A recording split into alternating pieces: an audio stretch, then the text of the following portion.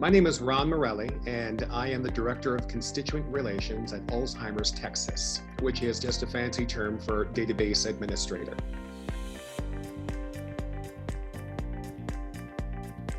So as a database administrator, I've worked at the Austin Chamber of Commerce for close to 5 years, and I worked at a little mom and pop laboratory out in Bee Caves called Trace Analytics.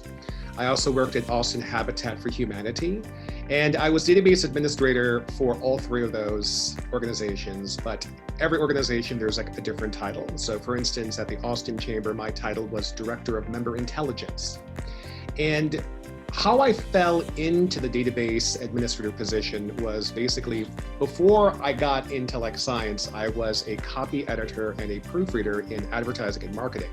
I lived in Michigan, in the Detroit area, where I was responsible for like editing TV and radio scripts, as well as doing billboard ads. And when I moved to Texas, there wasn't as big an advertising field here as there was in Detroit. So signed up for a temp company, and basically they were saying, we've got this little mom and pop science shop that's looking for a proofreader to proofread some scripts they had, which turned out to be analysis that they were doing. And it turned out that I kind of had a gift for finding errors, and being a little bit OCD, I was able to find like the minutia. So the owners of the laboratory, they trained me how to start analyzing data using Excel, and that got me very interested. And then I found a job at the Austin Chamber of Commerce where they needed someone to go and review their membership data. I applied for that. And like I said, I was there for close to like 5 years, basically looking at membership trends, using the data that they had to kind of increase retention rates, to start identifying organizations that weren't members that probably should be members, and individuals within organizations that the chamber should become more engaged with to attend to their programming, thus making people want to renew their membership year after year. And it kind of like blossomed after that. So I like to refer to my day-to-day responsibilities as gardening. If anyone knows anything about gardening or has ever been interested in gardening, you have to weed. Because if you don't weed your garden, it quickly becomes overrun by weeds. So basically my day-to-day activities are, I come in and I start kind of like cleaning the database. There's a fancy term for it, which is called munging, but we'll just call it database cleaning. I'm basically doing certain reports to look for duplicates in the database, to look for like maybe any typos or misspellings that might pop up, cleaning up zip codes, merging files, making sure things are just easier, because the cleaner the database is, the easier it is to pull reports that are accurate. And you want to be accurate when you're using data. There's a familiar saying with like data administrators, garbage in, garbage out. So the garbage out being the reports, it's only as great as the garbage you put in. So my day-to-day thing is taking time to go and clean the database. I came in with like a bachelor's, and there are lots of boot camps out there where you can get like a certificate to learn. I would say that for like a good database person, you can learn SQL and Excel. You can get certificates on learning SQL, SQL is what it's called, and then certificates or something on like Excel. Something that you can basically be able to look at data, pull it easily, and then like clean it. Like I said, the person who's making 6 figures, it's like they got supplemental training.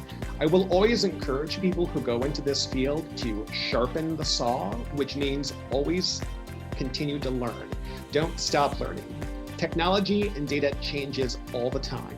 So it's like learn a new language, like a software language, learn new skills, just constantly keep learning to keep yourself fresh in the market. Knowing Excel, I'm not like a math wizard. I know a lot of people are like really big in mathematics. I'm nowhere near that with mathematics, but I do a pretty decent job. So basically, if you know Excel, if you have, you can multiply, divide, and, do fractions, you should be like totally fine. I would also say having because my background is in English, I will say that being a proofreader and being a copywriter has helped me because it's made me more aware of like finding errors and kind of like bringing those to the forefront and like correcting them. Because a lot of times with data, it's about cleaning the data. So having been trained as like a proofreader to like being able to read copy and pinpoint grammatical errors and spelling errors has really helped. If I see like data or I see like records and I'm like, okay, something is amiss here, this is not correct. And being able to, fix that.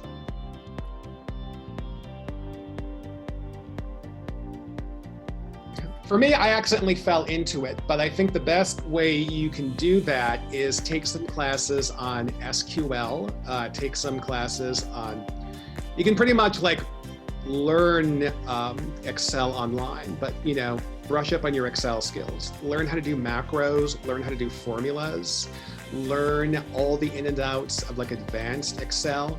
I would recommend taking classes on learning the languages of Python, of learning SQL or SQL, and kind of seeing where those classes lead you. So introductory would be SQL and Python classes, and then there might be something in those classes that move you to take other classes, like there's like Apache or other various languages you could try out. But that's how I would say you would kind of like get your feet wet. Goes back to that guy who was making the 6 figures. I mean, he was taking night classes and then he became really interested in like cybersecurity. And then he started taking classes on cybersecurity. But it began with him just taking basic like Python and SQL classes, and it kind of like built up on that. Many times I have to explain my findings to other individuals who may not be technically skilled. So my entire thing is I need to be able to look at the data I've pulled and create a compelling narrative that makes sense to the person off the street. Something that doesn't have a lot of technical jargon, being an effective storyteller is really great. Being able to also kind of know when you're looking at data, something is a little bit wonky. I'm a little bit of a perfectionist, so it's like I will check my data findings maybe 2 or 3 times to make sure that before I present them, they're accurate, which means that sometimes for like data, I'll run a report like multiple times, or I'll run a report different ways to see if I get the same end results, just to be sure that I'm delivering something very accurate. So my soft skills would be, can you tell a good story? Are you really good at like entertaining individuals? And are you good at kind of like looking at something and saying, okay, this seems a little bit weird. Another soft skill, I'm gonna say, be always curious. It's like data is a mystery. Data is storytelling, but it's like a mystery story. It's like you're using these pinpoints to try to like create a narrative. So being able to kind of look at, someone's behavior through their data and like quickly composing a story about what this person's doing. Like for instance, I was reading an article about a gentleman who worked at UT doing database administration. And what was interesting is that he realized that a lot of the people who were giving to the geology department had hunting licenses. I don't know how he found it out, but he realized that, and that was enough information for him to tell his development team so they could start reaching out to individuals in the UT system that they knew, I guess, had hunting licenses to get them to become donors to the geology department. It's like constructing those narratives and just being able to be good to say, okay, here's a story. It was a dark and stormy night.